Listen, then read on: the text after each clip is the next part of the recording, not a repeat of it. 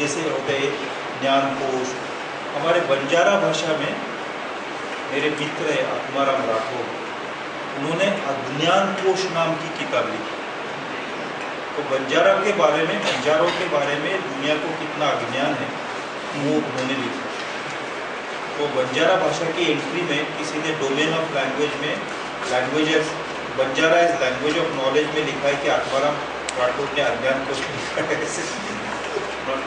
ज्ञानकोश, विश्वकोश, शब्दकोश, डिक्शनरीज, फिर चरित्र कोश, फिर कुछ botanical scientific literature, medicinal literature, ये भाषा में, क्योंकि भाषा को इससे शब्द मिलते हैं तो ये ज्ञान की भाषा। और इसके बाद आएगा कि संचार माध्यम, और इसमें संचार माध्यम में पत्रकारिता नहीं, प्रिंट माध्यम में नहीं गिन रहा हूँ। आपको चाहे तो इसमें आप कर सकें। आई वॉन्टेड टू से the presence of your language in the web space और इन द कंप्यूटर वर्ल्ड और इन टेलीविजन और इन रेडियो, यानी जिसमें इलेक्ट्रिसिटी बेसिस है, इलेक्ट्रॉनिक मीडिया, टीवी, रेडियो, उसमें ये भाषा है, मीडिया, उसका प्रेजेंस कुछ है। तो इस तरह से अगर हाँ, फिर द थर्ड सेगमेंट आएगा।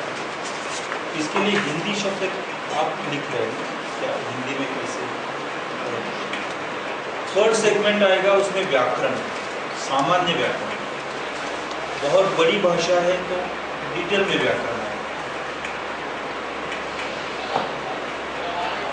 ये जो भाषा के जो रचना करते हैं तो सबसे पहला ध्वनि है, स्वर व्यंजन, और कुछ नमूने, भाषा के कुछ नमूने, गीत हो, सिंपल कथा हो, ओरल और प्रिंट। फिर उसका सोर्स देना पड़े, कहाँ से लिए, किसके पास, कब लिए।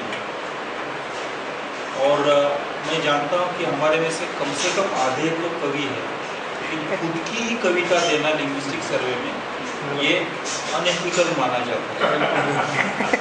तो वो नहीं करना। एक दूसरे की तरह एक दूसरे